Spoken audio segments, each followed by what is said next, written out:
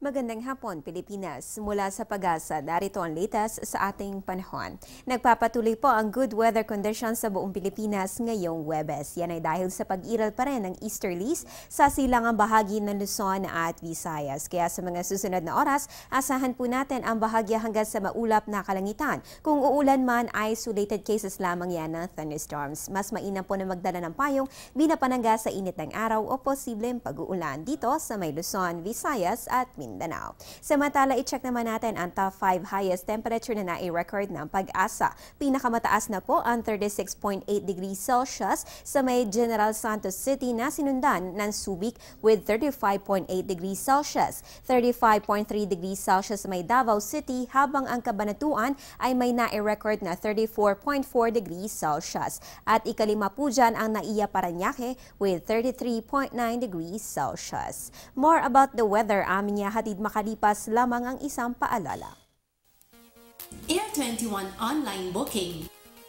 Book, pay, ship. www.onlinebooking.air21.com.ph.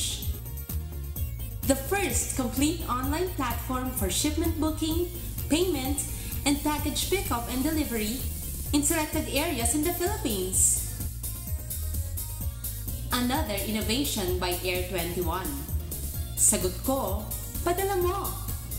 Dahil sa patuloy na naging mainit ang ating panahon ngayong Abril, gaano nga ba kataas ang temperatura na nai-record sa Metro Manila ng Pag-asa ngayong buwan? Well, ayon po sa kanilang tala, yan ay 34.6 degrees Celsius na parehong nai-record noong April 6 at 7, habang ang pinakamababa naman ang 20.5 degrees Celsius noong April 12. So yan po yung pinakamataas at pinakamababang temperatura na nai-record ng Pag-asa dito sa Metro Manila ngayong April 2015.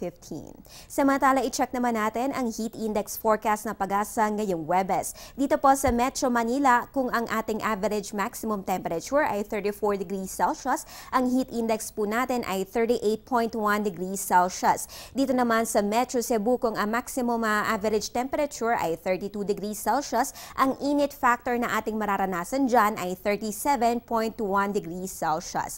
At dito naman sa may Metro Davao, ang maximum temperature po ay 34 degrees Celsius. So katumbas po yan ng 37.5 degrees Celsius sa heat index ng Pag-asa. Ating paalala, uminom po ng maraming tubig na makaiwas sa dehydration.